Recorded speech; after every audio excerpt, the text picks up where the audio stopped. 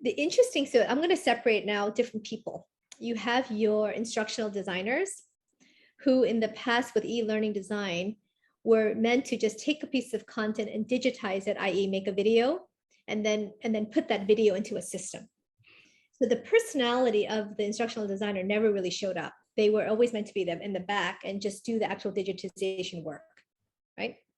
Then you have kind of trainers who we pay them the big bucks, because they are facilitating, they're bringing their personality and all their great content into that experience. And we pay them thousands of dollars a day to facilitate because of their engagement. So they bring their personality.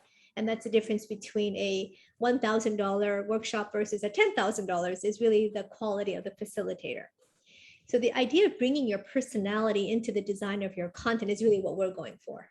We're saying, let's take that human experience of that facilitator, that trainer, that engaging person, your personality, that in the design and the creation process, let's have it come. If you're funny in real life, be funny, right, in Nobi. If you are serious, be serious in Nobi, right? So kind of embedding that personality into it to humanize, so that you have a voice and you're having an engagement with another person, not just a technology.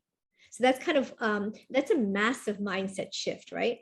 Because now I'm going from dehumanizing myself by just focusing on the content to now like bringing my personality into it in a digital platform as I do in person, but I never did it on platforms before. So now how do I do that? So there's this, we naturally do it, but how do we do it in technology? So there's definitely that mindset shift that's definitely taking place, that's needed.